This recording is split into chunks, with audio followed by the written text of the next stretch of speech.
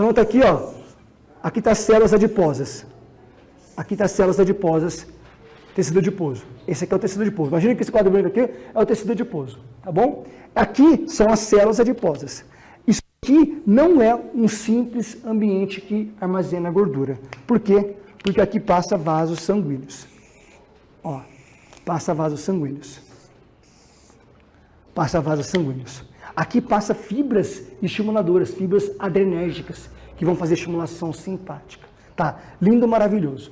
Isso aqui, então, é um ambiente altamente ativo. Esse aqui, gente, no quadro branco aqui, é o tecido adiposo. Eu estou mostrando aqui células adiposas. Tecido adiposo, células adiposas. E aqui passam vasos sanguíneos que vai levar oxigênio. Aqui, esse ambiente, o tecido adiposo é tão importante e esse ambiente é tanto saudável que aqui, nessa região, nós temos inclusive células imunológicas. Aqui, por exemplo, eu tenho células imunológicas, por exemplo, como macrófagos do tipo M2. Macrófagos do tipo M2. Esses macrófagos do tipo M2 secretam substâncias, citocinas anti-inflamatórias, como, por exemplo, adiponectina. Adiponectina, como, por exemplo, interleucina 10, como, por exemplo, interleucina 1RA, como, por exemplo, leptina, show de bola. Esse é o tecido adiposo de uma pessoa que não tem obesidade. Repare que é um ambiente limpo. Células adiposas com hipertrofia, olha o nome, hipertrofia adequada. O volume da célula adiposa é adequado. Eu tenho células imunológicas, macrófagos do tipo M2, que secretam citocinas anti-inflamatórias. Citocinas entendida como substância que vai gerar uma repercussão. Como adiponectina, boa. Interleucina 10, boa. Interleucina 1RA, boa. Leptina, boa. Isso aqui é limpinho. Só que essa pessoa começa agora a comer mais. Essa pessoa agora começa a comer mais. E não só comer mais, ela começa a comer mais e tem menos adaptações fisiológicas que aumentam a metabolização de gorduras. Eu vou aqui de novo. Não é que ela come mais só, ela tem menos respostas fisiológicas para queimar, para metabolizar esses substratos. Não importa se eu estou dando mais alimento, se eu tiver uma possibilidade de oxidar mais, tá show de bola. Quer ver um exemplo? Se eu pego 1 litro de combustível e ponho no Fiat Uno, carro Fiat Uno, talvez a gente nem vê mais na rua quase, né? Fiat Uno, 1 litro de combustível, você anda, sei lá, 18 quilômetros. Com uma Ferrari, o mesmo 1 litro de combustível, você anda 6 quilômetros. Para você poder, então, andar com a Ferrari os mesmos 18 quilômetros, você vai ter que gastar 3 vezes mais combustível. Por que acontece isso? Porque a Ferrari é potente. Então, a Ferrari, ela consome mais, mas ela gasta mais. O que eu quero dizer? Você tem que fazer o seu aluno, o seu paciente, virar uma Ferrari. Virar uma Ferrari, ser mais potente. Isso significa fazer o quê? Promover adaptações fisiológicas que vai levá-lo a ser mais potente. O problema dele não é só comer, é que ele não tem repercussões fisiológicas que lhe permita metabolizar mais, por exemplo, gordura. Porque nós temos como fazer a metabolização de gordura ser maior. Basta a gente entender de lipólise e de oxidação. E eu vou explicar para vocês isso. O passo a passo da lipólise e da oxidação. Então, entenda isso. Não é só porque come, a palavra eu sempre ouço assim, come mais e gasta menos. É muito simplista. Ele come mais, sim, mas ele tem menos repercussões fisiológicas para metabolizar gordura. E o que acontece? Se ele está comendo mais, olha a fisiopatologia da obesidade, entenda isso comigo. Porque eu juro para vocês, cara, eu não aprendi isso nem no doutorado. E para mim é uma coisa tão ridícula, porque quando eu comecei a verificar que isso, quanto que era importante na minha prescrição, pô, não é possível. Você vai e faz mestrado e doutorado na melhor universidade da América Latina. E ninguém fala, não é possível. Me revolta. A minha vontade é voltar e falar, o que aconteceu aqui? O que aconteceu ali? É possível isso. Nós vamos cuidar de vidas. Nós cuidamos de vidas. A pessoa começa a comer mais. e ela tem menos repercussões fisiológicas, o que acontece? Começa a ter hipertrofia da célula adiposa. Olha só. Começa a ter hipertrofia da célula adiposa. Repara que o volume que era agora aqui. Agora repara que está tendo hipertrofia da célula adiposa. Por que eu estou falando isso?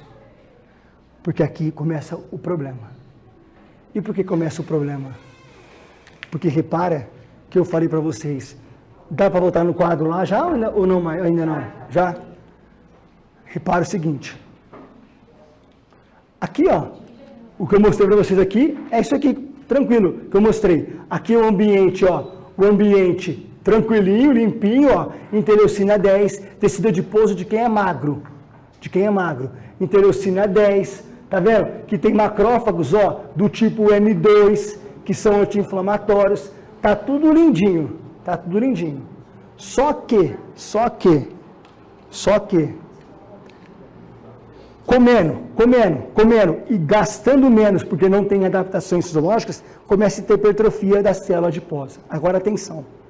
Lembra que eu falei que passa vasos sanguíneos? Que aqui é um tecido, ó, isso aqui, deixa eu pôr aqui para vocês aqui, ó. Ambiente de uma pessoa que não é obesa. Então, ó, não obeso. Não obeso. Passa vasos sanguíneos para levar oxigênio, show. Então, repare que passa vasos sanguíneos. Aqui é onde está o grande problema. Por quê? Entenda comigo isso aqui, ó, a câmera, por favor, também junto.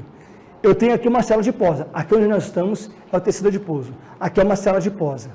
Aqui do lado também tem uma célula adiposa. Aqui do lado também tem uma célula adiposa. E no meio passa vasos sanguíneos. Quando eu tenho a pessoa comendo mais e tendo menos metabolização de gordura, acontece o quê? A hipertrofia da célula adiposa. Hipertrofia da célula adiposa. Só que essa hipertrofiou, essa também que hipertrofia. E os vasos sanguíneos que estão aqui? O que acontece com eles? Responda para mim, por favor. Se eu tenho aqui a célula adiposa desse tamanho, aqui desse tamanho, passando vaso sanguíneo aqui para poder trazer oxigênio e nutrientes aqui. Se essa aqui hipertrofia e essa hipertrofia, o que acontece com o vaso sanguíneo aqui no meio? Ficou comprimido. Ponto. Começou aqui a fisiopatologia da obesidade. Ficou comprimido. Eu tenho uma vasocompressão desse vaso sanguíneo. A vasocompressão traz menos oxigênio. A vasocompressão, então tem a vasocompressão, que é a vasoconstrição, traz menos oxigênio para aquele local. E daí, Rafael? E daí, que é isso aqui. Eu tinha o tamanho da célula, agora ela hipertrofiou, ao hipertrofiar, comprime vasos sanguíneos. Comprime vasos sanguíneos. Não tem oxigênio. Se não tem oxigênio, gera o quê? Hipóxia. Hipóxia. Chega menos oxigênio. Tem hipóxia. E daí? A hipóxia é redução de oxigênio, redução do sangue. Se fosse um tecido apenas, se o tecido adiposo fosse apenas que armazena gordura, tranquilo, mas não, é altamente ativo. Eu preciso que chegue oxigênio ali, são células, é um ambiente metabólico vivo. Como houve a hipertrofia da célula adiposa, hipertrofia da outra, comprimiu o vaso sanguíneo, não chegou mais oxigênio, leva a hipóxia. Hipóxia, leva lá no slide, ó, necrose, morte tecidual. Necrose, morte tecidual. O que significa isso? Essa célula adiposa aqui, ó, essa célula adiposa morre. Essa célula adiposa morre. Não se esqueçam disso. Todo o quadro aqui é o tecido adiposo. Essa aqui morre. Morreu todas? Não, morreu essa aqui. Aqui tem um problema. Quando essa célula adiposa morre, ela libera citocinas inflamatórias. Quando ela morre, ela libera citocinas inflamatórias. E aí começa todo o problema que nós vamos discutir. Agora, essa aqui morreu. Quando ela morre, libera citocinas inflamatórias. Deixa eu só fazer uma análise para vocês, que aqui agora a gente está falando do do obeso.